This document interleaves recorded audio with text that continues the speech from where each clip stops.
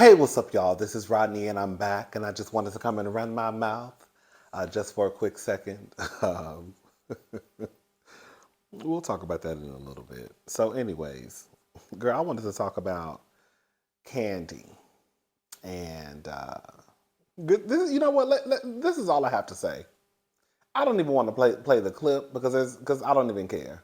So Kandi basically let it be known that she, Porsha, she married that lady's husband, over the weekend, and you know, it was an event, girl. It was a 2 day event. Girl, I ain't even gonna hate. I ain't gonna hate. I ain't gonna hate. That helper, she look good. I give it to her.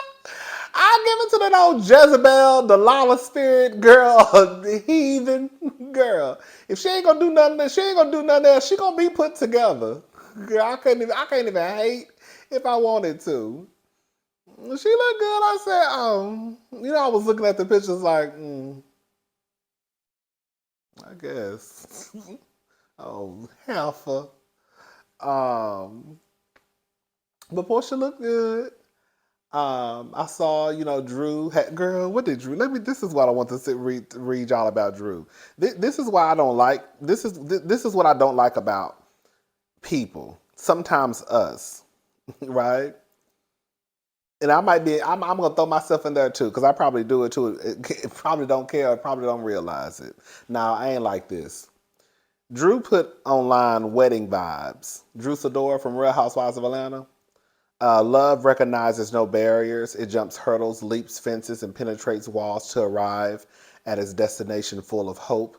Maya Angelou. Let me tell you something, girl. Don't be throwing Miss Maya into this mess. Porsha over there with that Delilah spirit, that same Delilah spirit that you said Latoya had, and now you over here writing quotes and talking about love, penetrating, and girl quoting the great late Dr. Maya Angelou. I'm just trying to figure out, girl, where did all of that Delilah spirit that you was throwing in Latoya's direction, where is that at now? Because if you over there talking about Latoya got the Delilah spirit and she was, girl, trying to seduce a pastor, then girl, what does Portia carry? Because girl, what does your homegirl? What's running through your homegirl veins? But I'm gonna leave it alone, girl. I'm not gonna rain on Portia's parade. I'm not gonna rain on Dirty Diana's. Dirty Diana, no, Dirty Diana. Girl, I'm sure Portia Mama is ecstatic, girl. Hello. Girl, I'm sure she is happy because I figured out a minute ago that shout out to Diane. Ain't her name Diane? Girl, Diva called her Dirty Diana, so I put a little spin on it and hit y'all with that Michael Jackson. Dirty Diana, yeah, Dirty Diana, baby. Baby, I think that Diana, she lived through Portia. Portia is what she always wanted to be. Girl. I'm gonna leave Diana alone. Diane, whatever her name is. Anyways, girl, so that's what Drew wrote. Drew, you a mess. You a hypocrite. You contradict yourself. I'm sick of her. Girl, and Real Housewives of Atlanta ain't even came back yet. I think I'm just sick of everybody on the Housewives. Every franchise I'm sick of. Anyways, Kandi. This is all I have to say about Kandi. Kandi let it be known that she, of course, she ran into Cynthia. She ran into Cynthia, not Cynthia, but she ran into Cynthia, and she ran into Nene. That's what I meant to say. And that Nene, her and Nene shook hands, and Nene, spoke, and I guess they were cordial, right? You don't want to go to nobody's wedding acting up and cutting the food, right? Some of y'all don't care. But she said she ran into her again the next day and that Nene gave her a hug. So this is my thing, okay? At this point, what's today? What's today, y'all? Today is November the 29th on a Tuesday. Well, it's 12:30 a.m. Just go ahead and bring Phaedra back, girl. Cause I don't see the point in me holding on to something that clearly Marvin and Kandi don't care about. Because as far as I'm concerned, Porsha's hands were just as dirty as Phaedra's. I still haven't understood to this day why Kandi was forgiving of Porsha, why Marvin was forgiving of Porsha, because those were some serious allegations to throw out there. So clearly, they're fine if Porsha has not been on Real Housewives of Atlanta, what, I guess going on 2 years now? And I heard that they were not filming for the show or for any other show for Bravo. So I'm assuming that that Kandi really does mess with Porsha like that. So at this point, I'm just like, girl, what's the point of me still hooping and hollering, girl, over what Porsha and Phaedra did when clearly Kandi and Marvin don't care. Yes, I'm calling him Marvin because that's what Porsha called him. Porsha said that, girl, his alias was Marvin in the New York City streets. That's what she said. So, I mean, girl, if she can call him Marvin, then I can call him Marvin. And I ain't even friends with them. I don't even know them. Okay. So now you got Todd Burruss and Kandi up there at the celebration for Porsha having a good time. So I'm just like, okay, girl, whatever. Girl, just bring Phaedra back. If that's what they want to do, just bring her back. Because at this point, it don't even matter. They moved on. I need to move on too. Now, some stuff, hold on, don't get it twisted. Some stuff we don't move on from. Once I stand on something, I don't care. I don't care. Because I was about to go into the whole Chris Brown and Rihanna situation. Yes, we can move on in certain situations when you're ready to move on. But I'm saying for this situation, I'm just talking about the Phaedra, Porsha, Marvin, and Kandi situation. If you can forgive Porsha, then you can forgive Phaedra. Because I don't care how you slice it and dice it, Porsha knew exactly what she was doing when she repeated that information. I still can't stand Phaedra. But I mean, bring her back. Yeah. If that's the case, especially if you bring especially if you bring Porsha back. If Porsha come back, go ahead and let Phaedra come back. Because at this point, Bravo is a whole shit show anyways. I mean, girl, you got people accusing folks of taking people back to sex dungeons and drugging them, and now you got people talking about people luring them back to their rooms and making them feel making them feel uncomfortable, even though they didn't say anything inappropriate. You got people, girl, throwing drinks in people's faces and hitting people with purses and. Girl, snatching people by their hair and chasing people down alleys and girl standing on top of people again. Girl, why stop now?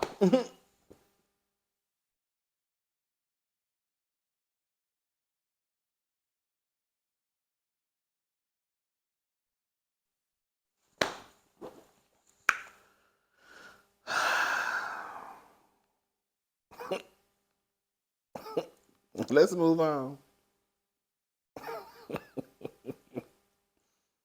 Bravo, girl, y'all really going outside. Like the way that y'all started out as like, top tier. All the girls wanted to be on Bravo. We are like, we don't do that over here. That's what y'all was giving, and now, girl, quiet as kept, girl. If I cover my eyes, I can't tell the difference. I can't hear the difference from Zeus and Bravo. Girl, if I cover my eyes, I can't. Girl, I wouldn't know if I was watching. Girl, what is it? It sounds like because by the way that they're speaking and the way that they're handling the conflict. Okay, that's Bravo. Okay, by the way that they're not speaking and all I hear is ta ta ta ta ta ta ta ta. Okay, that sounds like that's Zeus. Okay. I hear a drink throwing, somebody getting smashed. Do I hear feet running across the table? Okay, that sounds like that's VH1. Like, at least with my eyes closed, girl, I could figure out what I was watching, even with my eyes closed, just based off what I hear. Because each show, the way that they handle situations and conflict was going to be completely different. We know Zeus, they're going to just get to tapping. Zeus, they just going to get to tapping and wearing each other out. VH1, you're going to hear some fussing, a drink thrown, then you're going to hear a pop. Bravo, you just heard them fussing and cussing and reading each other until Porsha joined. All right, let me leave Porsha alone. Let me let her enjoy her weekend, honey, over there with somebody else's husband. I guess it's her husband now, technically.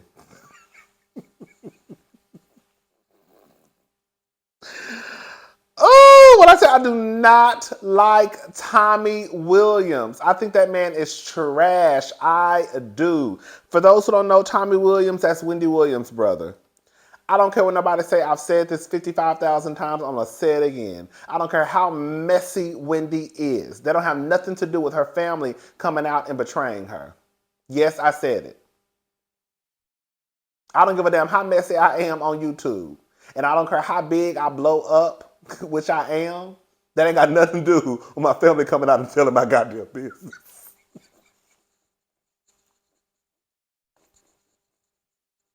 That ain't got nothing to do with my friends turning their back on me. Okay? And that's exactly what Tommy O hating ass did. So, anyways, girl, in an exclusive interview with the U.S. Sun, Tommy, 54, claimed that he hasn't heard from his famous TV star sibling in some time. Wendy hasn't been in communication the way that we anticipated. Everybody's able to kind of shrug it off, but it's painful when it comes to her father. It's painful, Tommy told the U.S. Sun. I think it's necessary for her to see him and let him know what her status is, but she doesn't communicate with him. The younger sibling said of their father, Thomas, he's 92 in February. I did not know that man was 92. I knew he was in his 80s. I thought he was in his 80s. I thought he was about 85. But I didn't know he was 92, child. He's 92 in February, and he's in great shape, but she's really missing out. It is more painful because this is a month of our mother's passing, and now she hasn't progressed with the relationship with her father. I can't understand it. It's really Wendy's loss. We'll see what the holidays bring. If a sporadic trip to Florida pops up, fantastic. But I imagine that it won't, because if she was coming, the normal behavior is to communicate, to let someone know you're coming down for the holidays. I'm thinking about Wendy, and now if I'm thinking about Wendy, he's thinking about Wendy too. I don't want to bring in any depression when I ask if he's heard from her and he says no. I can see the pain in his eyes, the stars, younger brother claimed. I'm not going to read the rest of this. I'm going to put the link in the description box. This is what I got to tell Tommy.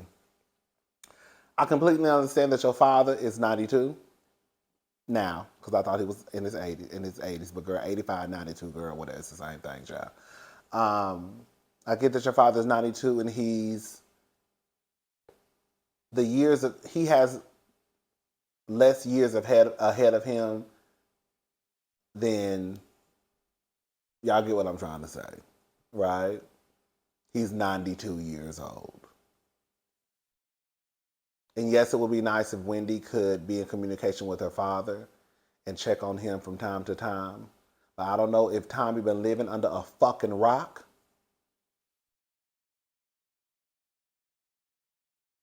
Have you, Tommy? Because from what we can see, Auntie Wendy been walking around here a fucking mess. She looked like she just got it together the other day. So I'm not exactly sure what Tommy expects from Wendy when Wendy couldn't even help her goddamn self, quiet as it's kept. Mama couldn't even walk into a building just a couple of days ago. I'm gonna put the link in the description box so y'all can watch the video of Wendy asking for someone's help just to walk. Now, Mama looks good, but that don't mean that everything is working up to date. right? That don't mean that don't mean that all change helped none, right? Helped any. I'm just saying I get that the father is older and all that stuff, but I think we also have to take into account where Tommy with his own mess. I wish that Wendy was in her. I wish Wendy could come back and wear your ass out like the last time she got on TV talking about your ass was over there wearing dresses and pumps. Stand Tommy. I can't stand Tommy because I can't stand a bitch like that. You hear me? Because I have been saying this. Y'all know Wendy is a private. My whole thing is this: Wendy is a private person. We know Wendy is a private person. The only reason why we know her business now is because, girl, she ain't got no trust. But it ain't gonna trust. Wendy's business is gonna be out there. Period. Right? But if Wendy had it her way, everything will be kept under wraps. That we would have never found out about that baby, right? She'd probably still be with Kevin if we never would have found out about the baby. I don't know, child. But it's just that I just don't like the fact that Tommy moves the way that he moves when it comes to his sister, knowing that Wendy is a very private person. But girl, I guess you really can't expect nothing from people who you don't fool with. So if Wendy don't fool with Tommy, she should treat Tommy just like a stranger off the motherfucking street. Okay? And get on TV and wear his ass out like she wore the other celebrities out. I'm not gonna tell nobody who was over there wearing them pumps and dresses.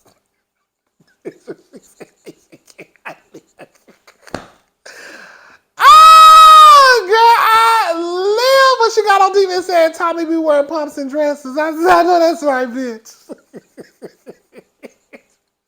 Pumps and dresses and a little fashion foul. Girl, I would have took it though, bitch. I would have added 10 on top of 20, bitch.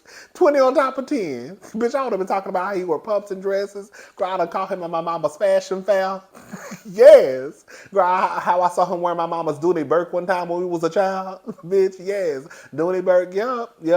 I saw you swishing around the house and with mama's Dooney Burke. I saw you messing with her fashion fair. She whooped me one time because her red lipstick was gone. And I knew you had it, and I just took her ass whoop because I didn't want you to get your ass whooped because she would have found out she was over there dressing and you were playing in her dresses and pumps and her makeup.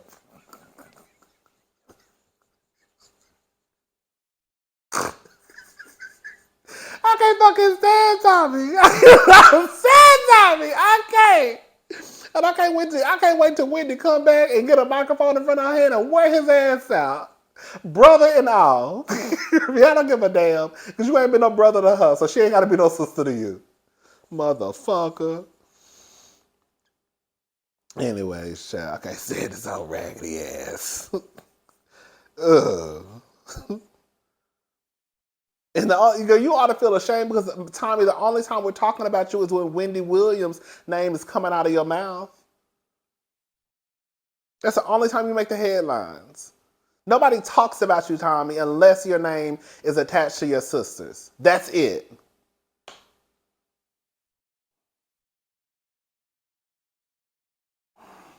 Girl, I don't even know if I want to talk about this or not, but I guess I will.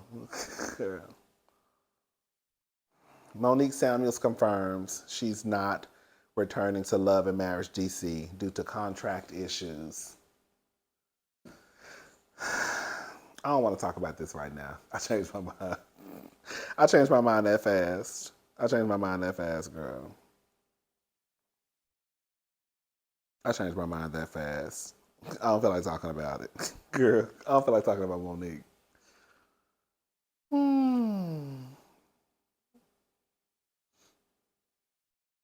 It says Latasha Scott is working on a solo gospel album. I mean, I guess, girl. Latasha Scott is gearing up to put out a solo project. I mean, it is what it is. I don't even feel like reading all that, girl. Latasha is 49. She'll be releasing her own gospel album next year. According to our sources, the project will be under Motown Gospel and will be released to the public in early 2023. Our insiders shared that this solo project doesn't mean Latasha is leaving Escape. And despite their most recent drama, she still wants to be a part of the famed R&B girl group. It may come as no surprise that Latasha is branching off to do her own thing. Sources tell us that on her upcoming Bravo reality show centered around Escape and SWV, she mentioned putting out music without her group members. I wonder how that's gonna work. I don't know, child. Let me leave Latasha alone. Shout out to Latasha. I hope she does good with her. I hope she does well with her album. Cause, girl, my every thought is you. I know, baby, it's you. I wanna be with you. Dream when I wake up. My every thought is you. Oh, you know what I did want to say? Somebody left a comment, and girl, who is this? Girl, I've never gotten into him like that. I don't see the big deal with him. It's a porn star. I ain't gonna say his name. Some of the girls love him, but I just don't see the hype. Um, anyway, Shal, somebody left a good comment underneath the video when I was talking about Chris being barbaric. I took a screenshot. Okay, so this is what someone left. Can I say your name? I mean, you left a comment on. It was a public comment, so I can say it, and it's a good comment. So spiced and sauced. She says the thing about Monique and Chris is that I think that the arrangement was mutual. So while it may seem barbaric, a lot of people, men and women, subscribe to the man being protector, provider, and women being the caretakers. I said yes. That's exactly what it is. I'm about to say something. I think women have to start being honest about what they want because if they are, because if they are, because if they want the man to be protector, provider, and caretakers, they should communicate that early on and find a man who agrees. I think she switched on him and is mad now that he isn't with it. She definitely takes no accountability for anything, so I won't be surprised if they get divorced. Now, part of that I didn't necessarily agree with. Like I do feel like, Monique was a young woman when she got with Chris, and I don't know anyone that thinks the same, moves the same as they did when they were 20. Yeah, it's all cute and dandy when I get with you and you got money and bags and shoes and clothes. But girl, after the bags and shoes and clothes, girl, and I'm pushing a 40-year-old woman, what else is there? You see what I'm saying? Like the mentality that she probably had when she first got with Chris, which was probably, I want a rich husband and I want to be stable and all that good stuff. Now that she has it, it's like, okay, girl, what else do I want? And girl, you're not giving me nothing. But the part that I really wanted to talk about was this. So while it may seem barbaric to a lot of people, men and women subscribe to the man being the protector, provider, and women being the caretakers. And I say, you know what? That's what it is. Because as much as I want to call Chris barbaric in the way that he thinks, no tea, no shade. I don't know how to say this without sounding disrespectful, but a lot of women, they subscribe to that same way of thinking. So it makes you just as barbaric, if anything. Girl, like, when you really, like, the Chris, in this traditional way that he thinks, he's not alone. The men who think like Chris, which in my opinion, there are a lot of them walking around here, they think like that, but also the women who are in their lives and the women who seek that, they think like that too. So how much can I really put on Chris when y'all are also a part of the game? Y'all are also a part of this protector, provider, this and that and this and that. But at least in Chris's situation, at least he can honestly say, girl, because some of y'all got life fucked up. Providing is not, girl, ooh, I was about to go in. I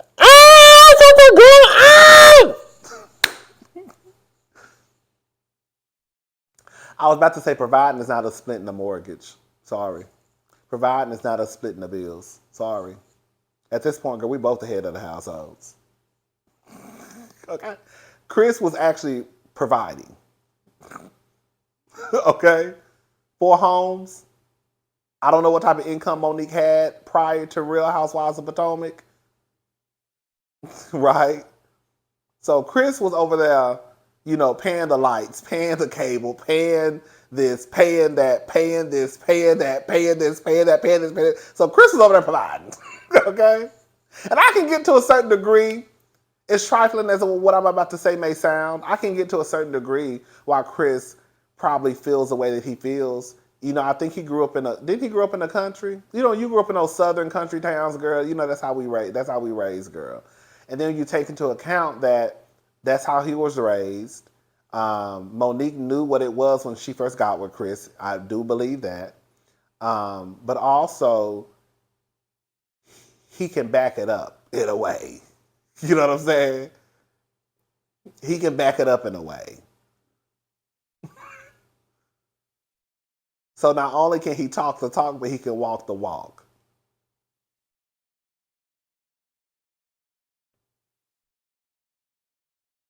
So I could see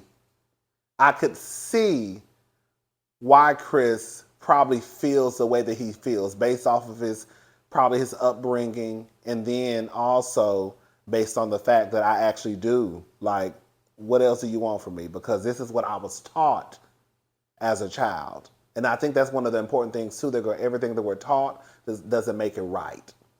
We have to do a lot of unlearning. But in Chris's situation, Chris thinks that this is the way I was taught. That I'm doing my job as a man. You see what I'm saying? Like, you got 4 homes. You got access to the money. You live real good. So what else do you want from me? So if I want to come home and watch football and drink a beer, then what's the fucking problem? Because in his head, he's done what he was supposed to do. But because Monique is getting older and she wants more out of life, now that's where the disconnect comes in to me. But anyway, we'll probably talk more about that in another video. I just want to get that out the way. Girl, I don't feel like talking about Monique and Love and Marriage DC in that statement she gave out, which was some bullshit. We might go live so I can talk about it. I don't know, I don't feel like talking about Monique, child. Anyway, I'll talk to y'all later. Bye.